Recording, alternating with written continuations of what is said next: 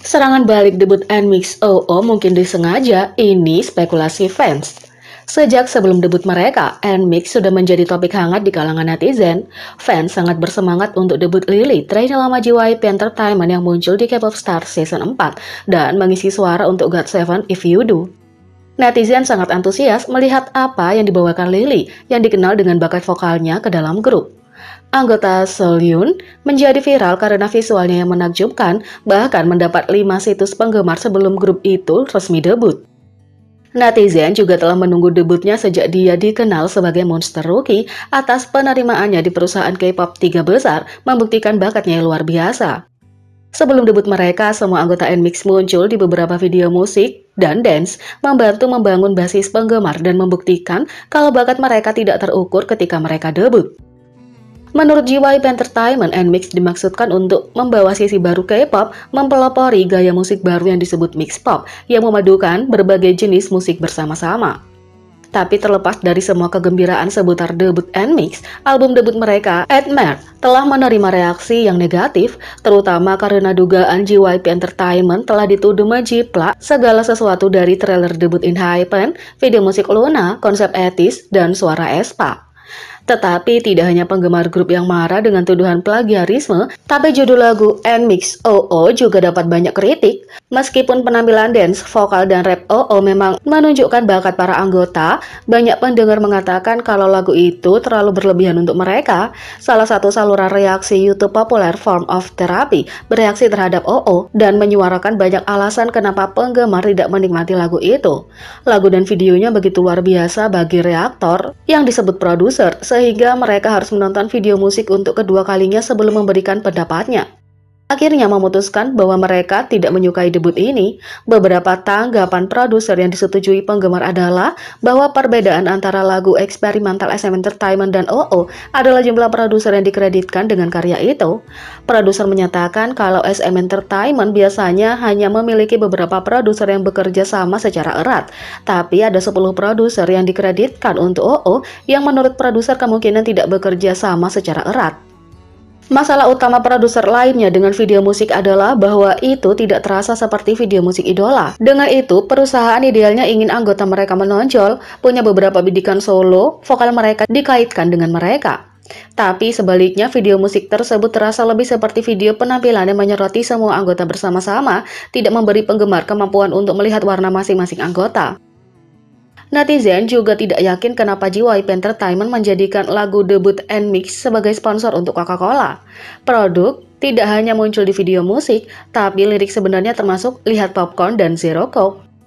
Tapi banyak penggemar grup berspekulasi kalau semua reaksi untuk debut NMIXX sebenarnya adalah langkah yang disengaja dari pihak JYP Entertainment dengan kontroversi atau pembicaraan luas tentang lagu. Bahkan jika komentar terutama negatif, penayangan dan pendengar pasti akan meningkat. Yang menjelaskan video musik debut mereka sudah punya hampir 30 juta penayangan.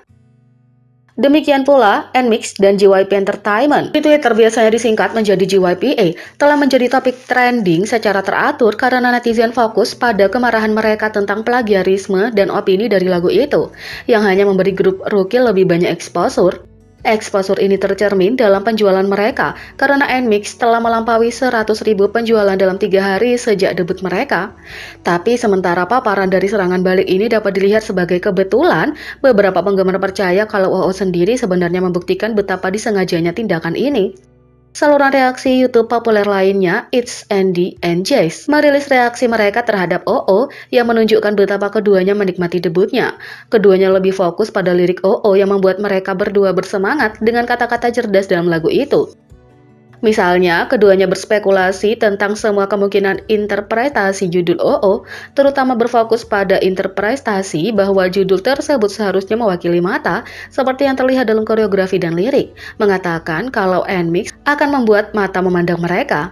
Penggemar lain memposting di Twitter menunjukkan kalau di akhir video musik, salah satu O akan dimatikan, mungkin menunjukkan pandangan sempit yang digunakan orang untuk melihat debut, dan salah satu momen kunci dalam lirik yang ditunjukkan oleh kedua reaktor tersebut adalah bahwa NMIXX menyanyikan ini sebuah teaser.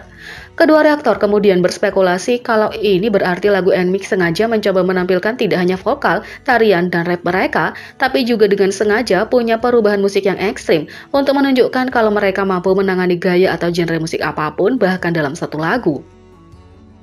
Seorang pengguna TikTok sampai pada kesimpulan yang sama, menunjukkan kalau konsep NMIXX yang sebenarnya akan dimulai dengan comeback pertama mereka karena liriknya mengatakan mereka segera hadir. Bukan berarti mereka akan datang sekarang. Dalam OO, liriknya mengatakan, "It's just a teaser hot, watch me coming soon." Apakah ini hanya pengantar musik NMIXX? Apakah kita mendapatkan sesuatu yang lebih besar dan lebih baik dari mereka? Jadi, pengguna percaya debut mereka lebih dari aksi publisitas dan grup tersebut mengatakan kepada penggemar untuk tenang karena mereka akan membawa warna asli mereka untuk comeback mereka.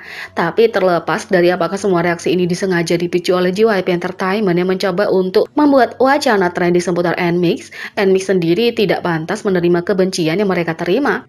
Para anggota telah menunggu lama untuk debut dan bekerja keras untuk memamerkan bakat vokal, tarian, dan rap mereka yang luar biasa dengan lagu dan konsep yang diberikan kepada mereka.